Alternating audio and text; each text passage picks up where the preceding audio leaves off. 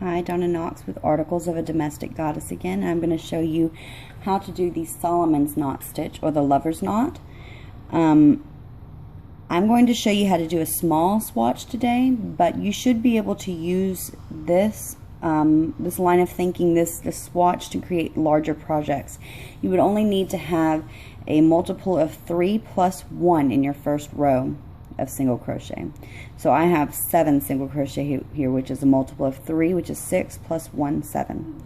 So I've got chain 1, single crochet. It's going to start our first row. It's just a base row, and for this I'm going to show you how to do one lover's knot. One lover's knot is you pull up to about a ½ inch, you pull through, and then you've got a front loop, a back loop, and a back bump here. We're going to pick up the back bump, yarn over, pull up a loop, and yarn over and pull through 2. Kind of a little single crochet there. Then we're going to skip 2, single crochet in the next, and then we're going to do another lover's knot, which is pull up about a ½ inch, yarn over, pull through, pick up our back bump here, which is the one that moves, yarn over, pull through, and then pull through 2. And there's one lover's knot. Skip 2 and single crochet into the last. This is our little base row here. It's not really going to look like anything yet. So we're going to single crochet, chain 1 and single crochet into our first and turn.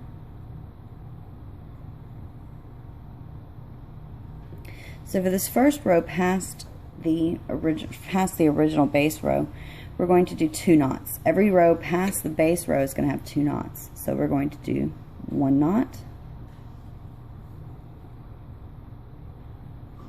2 knots,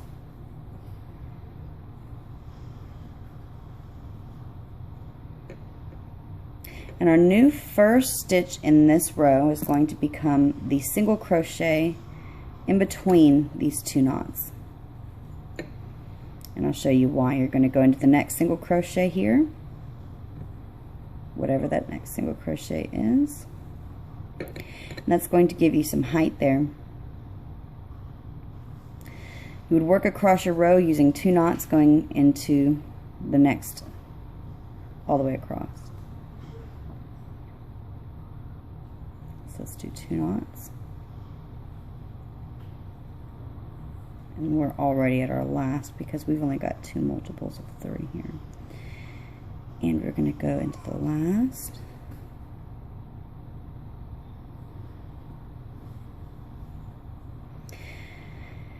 So now I've got a first stitch and a last stitch here. My last stitch is the one in between the 2 knots, the last one. So I've got to get up to the height of my last stitch here so that I can work across my row. So we're going to turn, and I'm going to work into this knot here, the actual knot. We're going to slip stitch very loosely to get up to the height of our last knot here. We're going to chain 1, single crochet,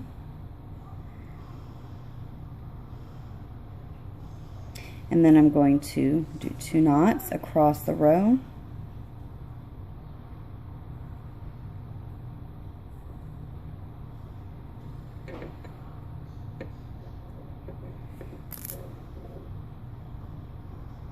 Work into our last stitch here. You've got Solomon's knot.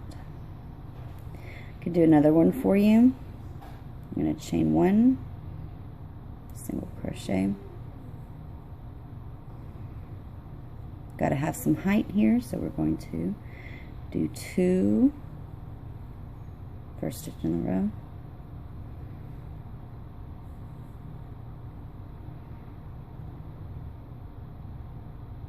I got a little tight there, didn't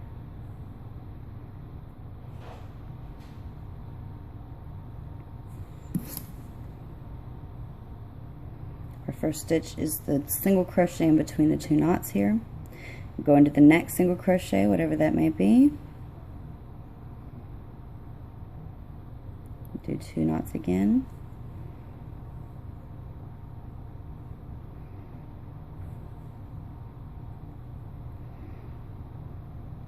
into our last single crochet. So now I've got to get up to the height of my first stitch again. So I'm going to turn, slip stitch very loosely.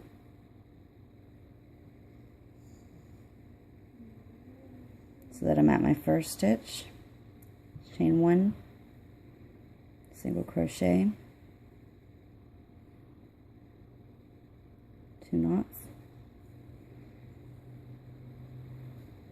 Ooh, a little crazy there. Skip this knot, go to the next.